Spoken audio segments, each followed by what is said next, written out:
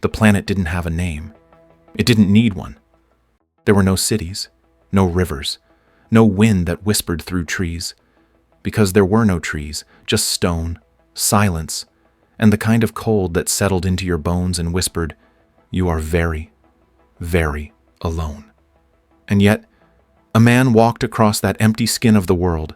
His name was Eli. He wasn't a hero, not a soldier, not a genius with wires in his brain or cybernetics under his skin. He was just a finder. He went to places no one cared about anymore. Dead places, lost corners of old maps. Sometimes he found rusted tech. Sometimes nothing but silence. Today, he found a cave. He almost missed it, just a crack in the stone, half covered by a collapse of black dust and fallen rock. But his scanner chirped. Once, software faint, a ripple of energy coming from deep inside. Eli didn't hesitate.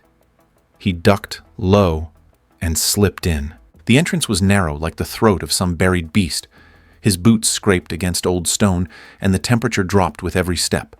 The light from his visor danced across the jagged walls, but the cave didn't feel dead. It felt asleep. And something down here was dreaming. He moved deeper. Then the walls changed. First, they pulsed. Not like circuits, more like veins. Then came the glow, dim but steady. A soft silver light bled from the stone itself. Not tech, not natural, something older. He turned off his light. Let the glow guide him. At the end of the tunnel, the cave widened into a round chamber. It was unnaturally perfect, as if shaped by hands that had forgotten what imperfection was. And in the center, resting on a smooth stone pedestal, was a lamp. But not like any lamp he'd ever seen. It wasn't brass or iron, not mechanical, not ornate. It shimmered with a color that wasn't quite silver and not quite blue. Its surface was smooth, untouched by time, and it glowed from within, like it held a star trapped just beneath the skin. Eli didn't touch it. Not yet. You have awakened the seal, Lara said again. Her voice wasn't echo. It was melody, software clear, not from lungs or throat, but from something older, something built to sing truths into silence. Eli didn't speak. He couldn't. The lamp still glowed beneath her. The air was electric and thick, like time had stopped just to watch this moment happen. "What are you?" he finally whispered. Lara's head tilted slightly. Her eyes studied him, not like a predator, not like a machine, but like an old book trying to remember how to be read. "I am a wish keeper." She said it plainly, like it meant nothing. Like it wasn't the most impossible thing in the galaxy. Do I get wishes?" "3, she replied, "bound by deep law, no time breaking, no world ending. Everything else is yours to ask." Eli's brow furrowed. "What if I wish you free?" Lara blinked. The glow behind her eyes dimmed. Her lips parted, but no sound came. "Repeat that," she said, quieter now. "I wish you were free," Eli said again. "No chains, no orders, no more waiting in caves." For the first time, her perfect stillness cracked. Her arms trembled, her shoulders dropped like she'd been holding up a mountain, and finally, let go. "No one has ever wished that," she whispered. Eli's voice was steady. "Then maybe they were cowards." The lamp cracked. Not loudly, not violently. Just enough. A line of light split across its surface, and a sound, like a long-held breath finally being exhaled, filled the chamber. Chains no one could see broke. The glow around Lara faded. Not gone, just changed. No longer imposed. Now, it was her own. Her feet touched the floor for the first time in thousands of years. She gasped. Not in pain, in freedom. Eli stepped back, uncertain. "Are you okay?" Lara looked at her hands. They shimmered faintly, still golden but not glowing. Her eyes lost some of their infinity, but gained something else. Clarity. "I don't understand," she said softly. "You're free." "I know," she replied, "but I don't know what that means." She turned slowly in the cave, as if seeing it now, not just occupying it. She looked at Eli again. "I was made to serve, built to obey, trained to be commanded." Eli nodded once. "Not anymore." Lara blinked. The silence returned, but it was different now. Not oppressive, not sacred, just quiet. Her voice dropped to almost a whisper. Then what am I now? Eli smiled. Just a little. Whatever you want to be. Outside, the dead planet remained unchanged. Cold wind, broken stone, and empty skies. But inside that cave, something truly impossible had happened. A genie had been freed, and her first wish wasn't taken. It was given. Lara stood at the mouth of the cave. Her bare feet touched the ground, not the platform, not the lamp, not command, just ground. The air smelled like dust. It clung to her skin, rough and real. The sky stretched wide above her. No domes, no simulations. Just open stars blinking quietly, like they weren't used to being watched. She didn't speak. She didn't know how to begin. Eli sat nearby, setting up camp with quiet hands. A heat blanket, a light dome, a water pouch he offered once. She didn't take it. He didn't push. "You can go anywhere now," he said gently. She turned to look at him. "Anywhere? Anywhere you want." She hesitated. "I do not understand. Want." He didn't answer right away. Just nodded, like that made sense somehow. Night fell fast on the dead planet. The stars grew sharper, the wind colder. Lara didn't move far.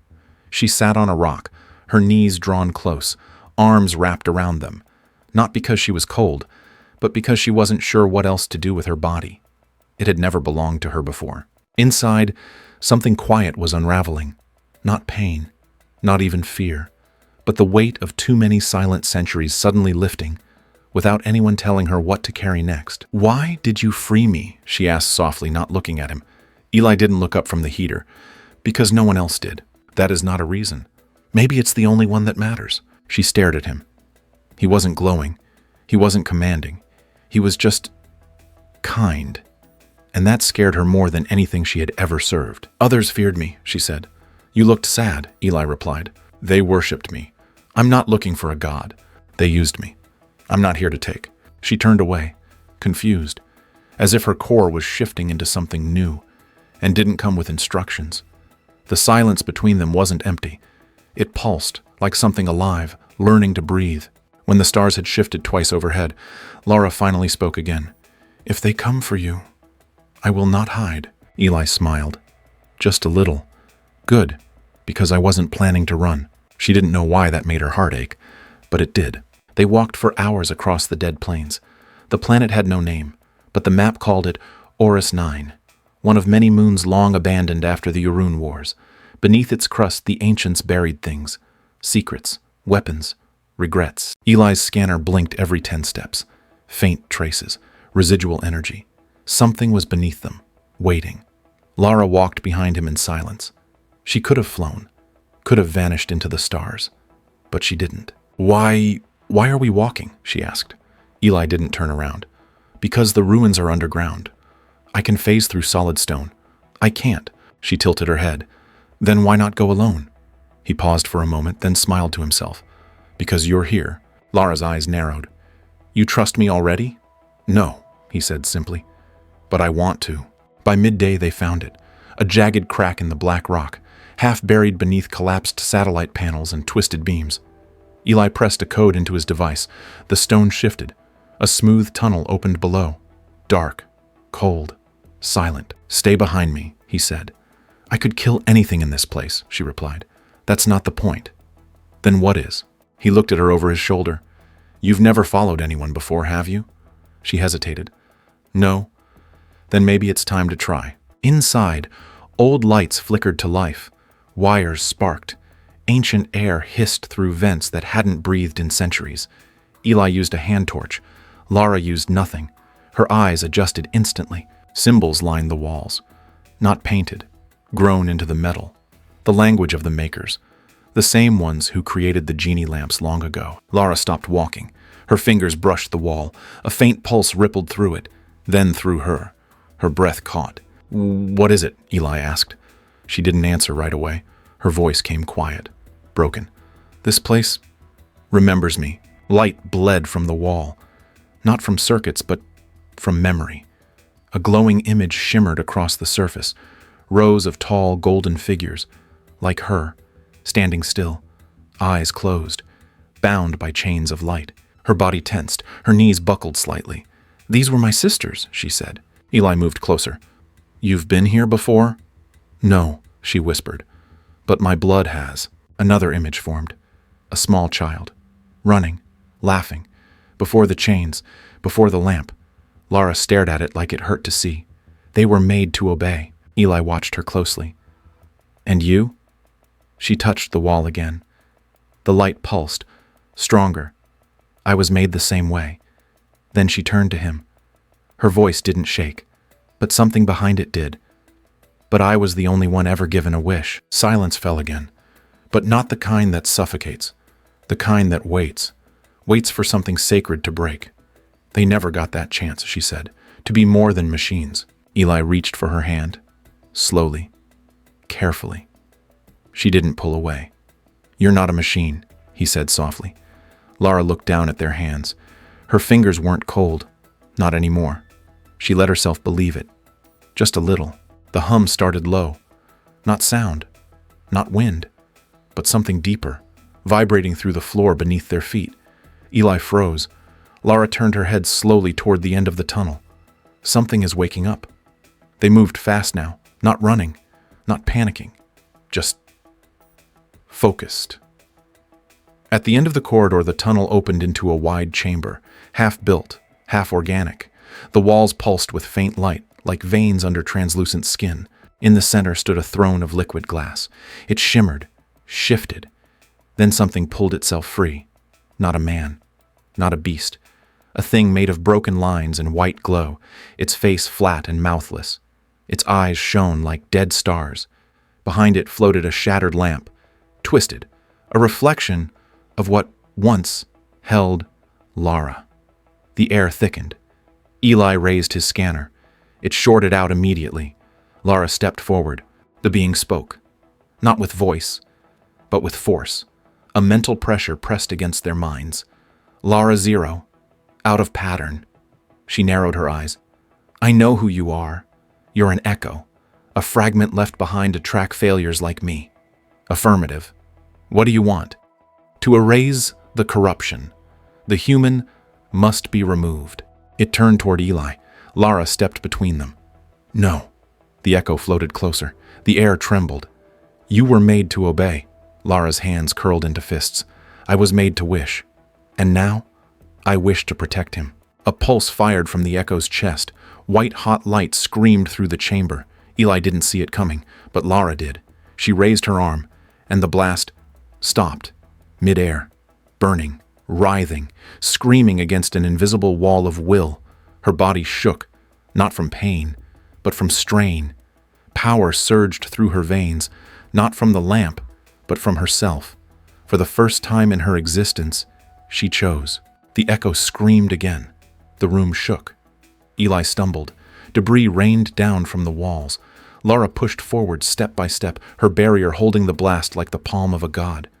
"You were not designed for this," the echo hissed. "Then maybe I was designed wrong." She dropped the shield and raised both hands.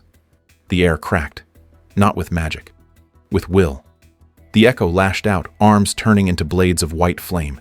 It lunged. Lara didn't dodge. She didn't need to. She caught it, stopped it, held it, and in a single motion, shattered it. The throne behind it melted. The room went silent. Eli was still on the ground, blinking. "You didn't run." Lara turned to him, breath ragged, eyes glowing, arms trembling. "Neither did you." They stood there for a moment. Not as genie and human, not as master and tool, but as something new, side by side. They didn't speak right away. The chamber was still. Scorched walls, melted glass, and the fading echo of something that had called itself inevitable. Lara sat near the ruins of the throne. Her hands rested on her knees.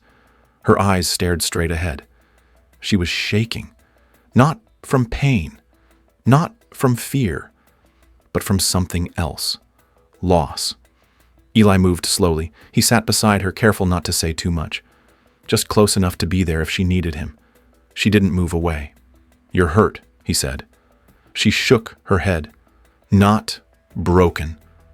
But he could see the burn across her arm, the way her veins flickered, not like power, like fire trapped beneath glass. "That wasn't just magic," he said softly. You were angry. Lara didn't answer right away. Then, not at them. At what they made me believe. She looked at her hand, turned it over, watched the glow rise and fade again. They said I was a tool, a weapon, that I couldn't want, couldn't choose, couldn't care. Her voice cracked. But I do. I do care. Eli reached into his pack, pulled out the old silver coin he carried for luck. He placed it gently into her hand. Then keep this. It's not a weapon, not a tool, just a thing that means something. She closed her fingers around it, slowly, like it might disappear if she held too tightly. He smiled at her, and for the first time, she smiled back. It was small, crooked, almost confused, but real. Then her body shivered. She gasped, clutched her side. Her golden light flared, then dimmed, then flared again, unstable, like something inside her was breaking loose. Lara? She fell forward. Eli caught her. She was burning from the inside out, power bleeding. Too much. Too wild. Her voice barely rose above a whisper. The seal is gone, but they buried something inside me. A failsafe. Her breath hitched. If I disobey, if I fight, if I care. Eli didn't wait. He held her tighter and said the words he hadn't meant to use yet. I wish she were safe. The moment froze. The room dimmed. The stars outside seemed to hold their breath. Light poured into her chest. Not sharp, not searing, but deep, endless, gentle. A barrier wrapped around her, not metal, not stone, something older, a law rewritten. Lara opened her eyes. She blinked, touched her chest. The fire was gone, but so was something else. She tried to lift her hand. Summon energy. Nothing came. My power, she whispered. Eli looked at her carefully. You're protected now. Nothing can hurt you, not even them. She stared at him, eyes wide. But I can't fight anymore. I know. You gave up my strength. No. He reached for her hand again. I gave you something better. She didn't answer, just leaned into his shoulder. And this time, when the stars shifted above them, she didn't feel like she was alone. 3 days passed. Quiet days. Far from the core systems, far from noise. Just the wind over metal bones and stars blinking above like old memories. Lara hadn't said much, not because she was angry, but because her body felt different. Not heavy, not broken. Just changed. She could still move light, still feel gravity's pull, but the storm inside her had quieted, not because it died, because it had found peace. She sat alone that morning, watching dust drift through a broken skylight. Then, without turning, she spoke. There's one last place I need to see. Eli looked up from the relay he was fixing. Where? The vault, she said. Where the Uroon stored my core. He blinked. Your what? Lara stood, her voice was calm. They removed a piece of me before they locked me in the lamp. My real name. My first memory. I think it's still there. Eli nodded once. No questions. No hesitation. Then let's go. They traveled by night, under a sky that stretched too wide for comfort. Above them, a single black dot moved against the stars. A ship, watching, waiting, but not attacking. Yet. The vault was buried beneath a graveyard of satellites, ruined tech, twisted frames, the forgotten bones of long-dead machines. Lara touched the entrance. The ground shivered. A spiral door twisted open, revealing the stairs beneath. Inside, silence. No hum of power. No guards. Just stillness. At the center of the chamber stood a pedestal. On it, a cube. Small. Glass. Glowing soft gold. It pulsed, not like a weapon, like a heartbeat. Lara approached it, hands trembling. Eli stayed at the threshold. This is it, she whispered. The part of me they took. She reached out, touched the cube. Light spilled out. Not sharp, not blinding. Just deep. Her breath caught. Memories flooded in, not of war, not of weapons, of running, of laughter. A little girl, hair tangled, feet bare, eyes bright. Someone chasing her. Not with chains. With love. I remember, Lara whispered. I was small, in a laboratory, bright walls. I laughed. She gasped. And someone was holding my hand. Eli stepped closer. Who? Tears slipped down her cheek, not from pain, but because the thing she'd thought was lost had never been gone. My mother, she said, voice cracking. I had a mother. The cube dimmed, then pulsed one last time, and vanished into her chest. Lara stumbled, caught herself, looked at her hands. Not glowing, not burning, just hands. And for the first time since leaving the lamp, she didn't feel like a weapon. She felt like a person. I wasn't born to serve, she whispered. I was born to live. Eli smiled gently. Then, let's keep living. The stars broke open at dawn. A black line tore across the sky above Oris, not with sound, not with flame, just the slow, cold certainty of something ancient arriving. Eli stepped outside first. The air was still, the ruins quiet. But every instinct in his body screamed, danger!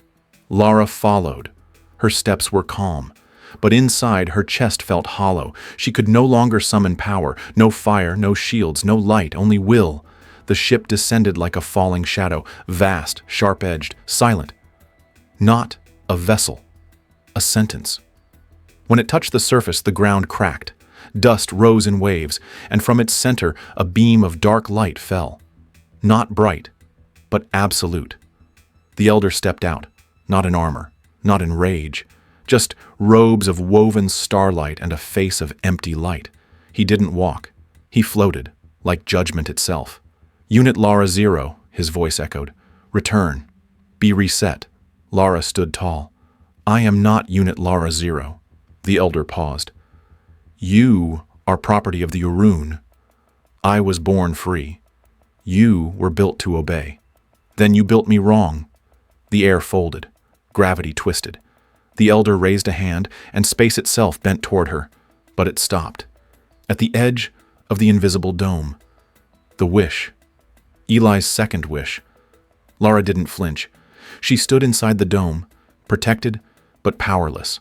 Eli moved beside her. You can't harm her. The elder turned toward him. And you have made 2 wishes. Yes.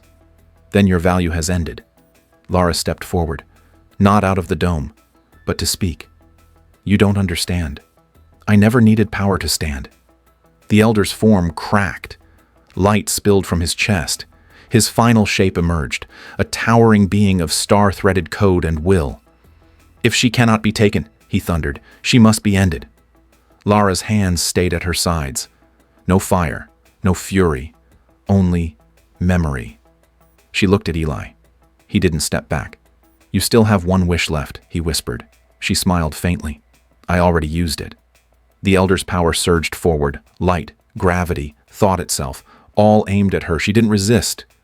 With strength. She resisted with truth. She remembered, running in bright halls, laughter, the warmth of her mother's hand, the sound of her own name before it was stripped away, light spilled from her chest.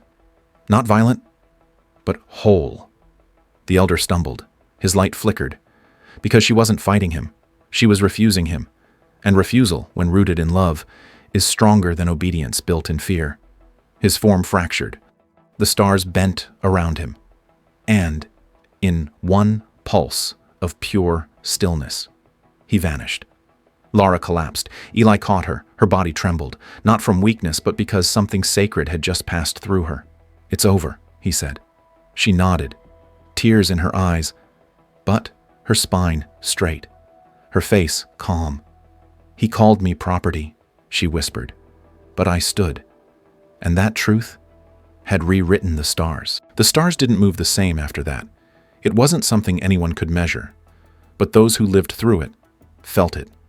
A shift, a soft rearranging of something ancient. The Uroon didn't send another elder. They didn't send another army. They went quiet. Because the thing they had feared most had already happened. Not rebellion, but recognition. Lara sat at the edge of the ruined platform, legs dangling over cracked stone. The wind tugged gently at her hair. The world, for once, did not press down on her shoulders. She watched Eli repair a relay near the hill. It sparked, He cursed. She smiled. "You know you're not very good at that," she said. Eli looked up. "Yeah, but I try." He walked over and sat beside her. Silence followed, but it was a comfortable kind. The kind that said, "We've survived worse." Lara looked at him for a long time. Not studying, not calculating, just seeing him. "You still have one wish," she said. He shook his head. No, I don't." She frowned. "The third, I used it." She blinked. "When?" Eli turned to her. "When I chose to stay. When I saw you, not as a weapon or a mystery or a story I'd tell one day, but as a person I didn't want to lose." Her throat tightened. She didn't know what to say, so she reached for his hand.